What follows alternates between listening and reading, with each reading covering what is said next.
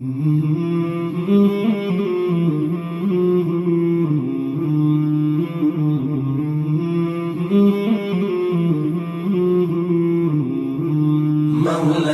صل وسلم دائما أبدا على حبيبك خير الخلق كلهم. مولاي صل وسلم دائما أبدا على حبيبك خير الخلق كلهم محمد.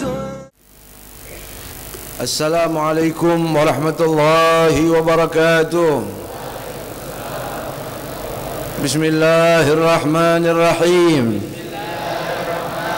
Nawaina at-ta'alluma wat-ta'lim wan-naf'a wal-intifa' wal-ifadah wal-istifadah wal-mudzakarah wat-tadhkir wal-hatha على التمسك في كتاب الله وسنة رسول الله ودعا إلى الهدى والدلالة على الخير ابتغاء مرضات الله وقربه وثوابه من الله تعالى. وصلى الله على سيدنا محمد وعلى آله وصحبه وسلم. Alhamdulillah, wassalatu wassalamu ala sayyidina Rasulillah wa ala alihi wa sahbihi man wala wala hawla wala quwata illa billah wa ma taufiqi illa billah alaihi tawakkaltu wa ilaihi unib wa hasbunallahu wa ni'mal wakil ni'mal maula wa ni'mal nasir. Abaina al-afadil wal asatidati syurafa wa syuyukh al-ahibba rahimakumullah, yang kita hormati dan kita cintai semua guru-guru kita, terlebih khusus guru kita, orang tua kita Al-Habib Nabil bin Fuad Al-Musawa, kita doakan panjang umur, sehat wal afiah. Guru kita yang kita cintai Al-Habib Ja'far bin Bagir Al-Attas, Al-Habib Bagir bin Ala bin Yahya, kita doakan beliau berdua ini selalu senantiasa mendoakan barokah dari Allah, dan ilmu-ilmu yang diberikan kepada kita menjadi ilmu yang berguna dan bermanfaat. Habibana Al-Habib Ahmad Al-Aidarus, Ustaz Abdul Salam, hadirin hadirat rahimakumullah. Setelah kita bersyukur atas segala anugerah nikmat yang tercurah dan terlimpah kepada kita semua, pada malam ini kita kembali ditakdir oleh Allah duduk di majlis agung, di majlis mulia, di majlis Rasulullah. Semoga dengan duduknya kita di majlis mulia ini, Allah jadikan kita orang-orang yang mulia. Allah ampuni dosa kita, Allah angkat derajat kita, Allah kabulkan hajat-hajat kita, dan ilmu-ilmu yang kita dengar dan kita pelajari menjadi ilmu yang berguna dan bermanfaat dunia akhirat. Baiklah hadirin hadirat rahimakumullah, kita akan baca hadis malam ini, yaitu hadis yang ke-26. An Abi Musa, Bismillahirrahmanirrahim. An Abi Musa Al-Ash'ari radhiyallahu anhu qala Rasulullah sallallahu alaihi wa alihi wasallam, idza marida al-'abdu aw safara kutiba lahu mithlu ma kana ya'mal muqiman sahiha. Rawahul Bukhari. Artinya dari Imam Abu Musa Al-Ash'ari radhiyallahu anhu, Rasulullah sallallahu alaihi wasallam bersabda, jika seorang hamba sakit atau bepergian, maka ditulis amalan baginya sebagaimana dia sedang menetap dan sehat. Hadis riwayat Imam Bukhari. Hadis ini hadis yang ke-26 yang dibawa oleh Al-Imam Abi Musa Al-Ash'ari, semoga Allah meridainya dan kita mendapatkan barakahnya, amin. Gala-gala Rasulullah sallallahu alaihi wasallam, Nabi bersabda, idza marida abdu, jikalau seorang hamba sakit, au safara, atau dia sedang bermusafir, yang jarak tempuhnya lebih dari jarak yang sudah ditentukan daripada batas kosornya, dan jalannya bukan karena tujuan bermaksiat, kutiba lahu, maka ditetapkan untuk orang itu mithlu ma kana ya'malu, pahala sebagaimana amal ibadah yang biasa dia kerjakan, muqiman sahiha, ketika mana dia sedang menetap di kampungnya, dia sedang menetap di rumahnya dan dalam keadaan sehat. Hadis ke-26 berbicara tentang keistimewaan untuk umatnya Rasulullah, yang mana sakit dan bermusafir menjadi udzur untuk kita umatnya Rasulullah yang tidak Allah berikan kepada umat-umat terdahulu. Sehingga saudara, udzur sakit dan bermusafir menjadi salah satu jalan untuk mencari pahala dari Allah. Inilah agama Islam. Sakit ada pahala, bermusafir ada pahala. Dalam Sahih Muslim, ajaban li amril mu'min, inna amrahu kulluhu khair. Kata Nabi, menakjubkan sekali perkara-perkara yang terjadi kepada orang mukmin, semua urusannya indah. Wa dzalika laisa li ahadin illal mu'min. Kata Nabi, keindahan itu Allah tidak kasih kecuali untuk orang yang beriman. In asabathu sarra syakara fakana khairan lahu. Ini orang mukmin, kata Nabi, menakjubkan. Kalau dia mendapatkan suatu kesenangan, badannya sehat, dia punya duit, punya rizki, gembira, dia bersyukur sama Allah, dan itu yang terbaik buat untuk orang mukmin. Wa in asabathu darra'u fasabar fakana khairul lahu. Sifatnya orang mukmin yang menakjubkan, kata Nabi, kalau dia ditimpa sakit, ditimpa musibah, ditimpa malapetaka, dia sabar. Itulah hal yang terbaik untuk orang mukmin ketika tertimpa penyakit dan musibah dari Allah. Sehingga saudara, dalam hadis ini kita lihat ada dua udzur. Yang pertama, idza maridul abdu, kalaulah mana seorang hamba laki atau perempuan muslim muslimah tertimpa sakit, tentu penyakitnya penyakit yang menghalangi dia untuk melaksanakan kewajiban, seperti tidak bisa berpuasa karena sakitnya, tidak bisa berdiri di dalam sholat karena sakitnya. Ini penyakit, kata Nabi, au safara, uzur yang kedua, atau dia bermusafir. Dua uzur ini kalau tertimpa kepada orang mukmin dikasih pahala sama Allah, dengan syarat satu, ketika dia masih sehat dia mengerjakan ibadah-ibadah sunnah. Ketika dia berada di rumah, dia berada di masjid kampungnya, dia berada di negerinya, dia tidak pernah meninggalkan amal-amal soleh.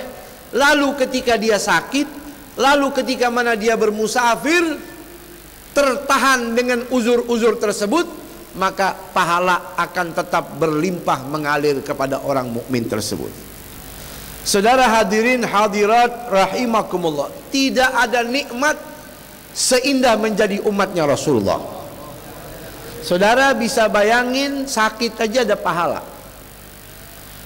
Mayusibul muslimu min nasabin wala wasabin wala hammin wala hazanin wala adha wala ghammin hatta syaukata yushakuha illa hattallahu anhul khataya.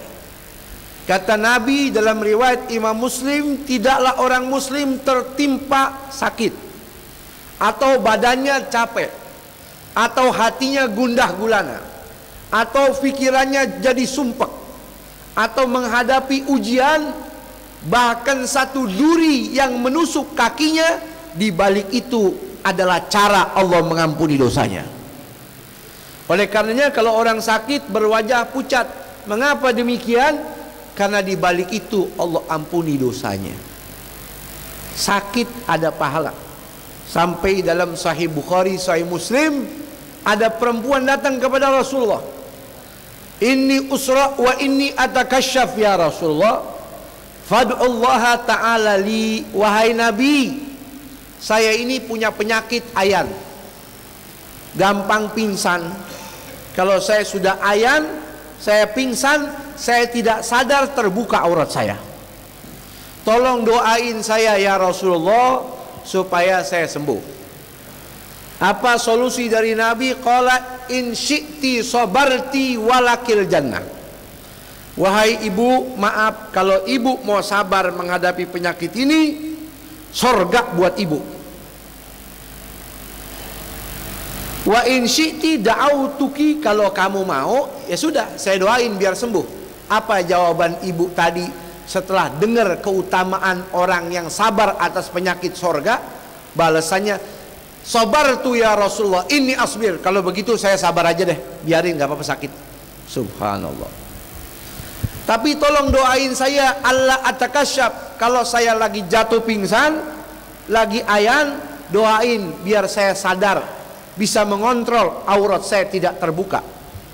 Fada'alaha muttafaqun alaih. Akhirnya Nabi doain, menjadi orang yang bisa mengontrol auratnya berkat doanya Rasulullah. Sakit ada fadilahnya. Satu, sakit, orang sakit dapat pahala. Yang kedua, safar.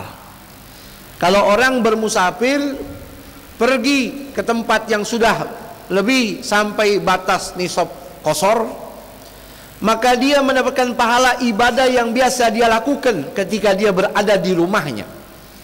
Ibadah tentunya saudara, ibadah yang sunnah. Kenapa kok sakit dan sabar ada pahala? Tadi sakit, sekarang safar. Safar musafir. Karena kata Nabi, as-safaru qit'atun minal azab.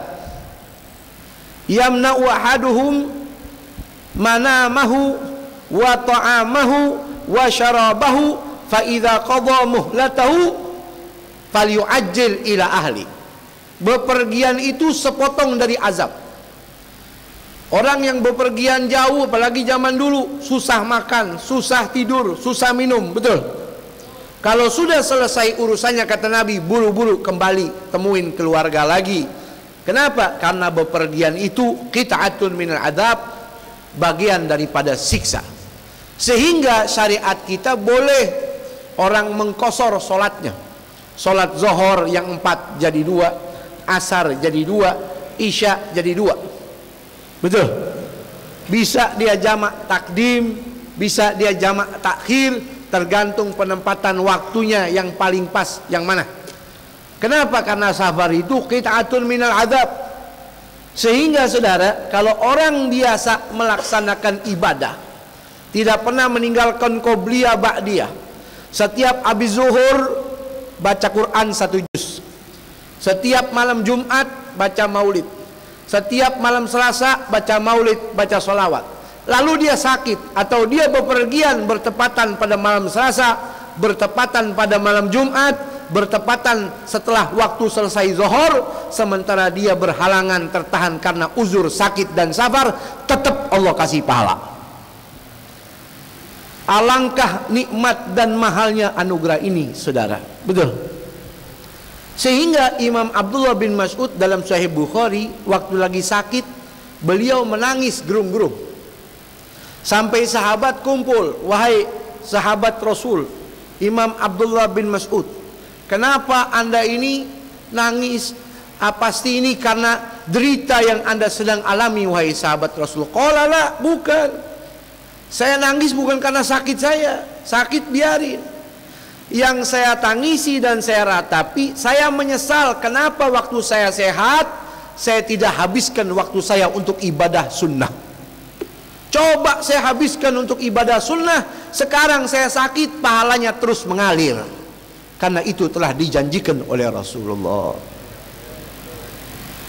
Saudara, ini Imam Ibn Mas'ud lagi sakit menghayati Kenapa kalau waktu kemarin saya sehat, saya tidak kumpulkan ibadah? Kira-kira saudara, kita kalau lagi sakit begitu apa tidak? Apa yang kita pikirin? Duh, ini sakit nggak sembuh-sembuh. Duit habis ke dokter. Ini kata dokter penyakitnya mematikan. Nggak boleh makan ini, nggak boleh makan itu, daging kambing, daging sapi, daging ayam, telur ayam, semua nggak boleh, bolehnya bihun. Kepikiran itu ketika kita sakit, umumnya begitu. Pernah nggak kita berpikir waktu kita sedang sakit, ya Allah, kenapa saya waktu malam tidak tahajud? Kenapa waktu saya sehat saya tidak mengaji? Kenapa waktu ini dan itu saya tidak melakukan amal saleh?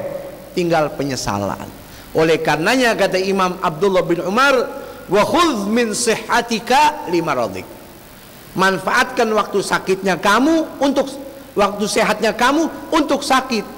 Karena kalau sudah sakit tidak bisa melaksanakan ibadah ketika kita masih sehat. Wa min hayatika limautik, manfaatkan kamu masih hidup ini sebelum datang waktu kamu meninggal dunia. Hadirin hadirat rahimakumullah. Saya katakan apa yang menjadi kebiasaan kita. Kita biasa sholat jamaah, kita biasa baca maulid, baca sholawat, kita biasa menghatamkan Al-Quran dalam satu minggu, kita biasa baca Yasin malam Jumat. Lalu kita pergi sama teman kita satu pesawat. Ini teman kita nggak tahu amal ibadahnya, lalu hanya malaikat yang tahu. Itu malaikat catat ketika kita bertemu malam Jumat, dia baca maulid, baca Yasin. Tengah malam kalaulah kita tahajud, dicatat dia tahajud, dapat tuh pahalanya. Sementara teman kita ini, saudara, amal ibadahnya lebih hebat daripada kita. 24 jam diisi dengan zikir, dengan sholawat. Duduknya kita berbarengan, 1A 1B. Ini tempat teman kita 1A yang kita anggap sama seperti kita, tapi ibadahnya ketika di kampung halamannya, ketika masih sehat, luar biasa, maka sesungguhnya pahala dia lebih berlimpah daripada kita. Betul? Oleh karena itu hadirin hadirat, kumpulkan amal sebanyak-banyak sebelum jatuh masa kita sakit, sebelum sampai kita bepergian, agar pahala tersebut mengalir sampai kepada kita. Amin ya rabbal alamin. Sehingga dikatakan kutiba lahu mithlu ma kana ya'mal muqiman sahiha, dia diberi pahala oleh Allah laksana sebagaimana ketika dia berada di kampung halamannya dalam keadaan sehat wal afiyah. Mudah-mudahan badan kita sehat wal afiyah, dan tidaklah kita bermusafir kecuali di jalan yang diridhai oleh Allah Subhanahu wa taala. Panjang umur dalam keadaan taat ibadah kepada Allah Subhanahu wa taala. Wallahu a'lam bishawab. Rabbi zidni ilma. Assalamualaikum warahmatullahi wabarakatuh.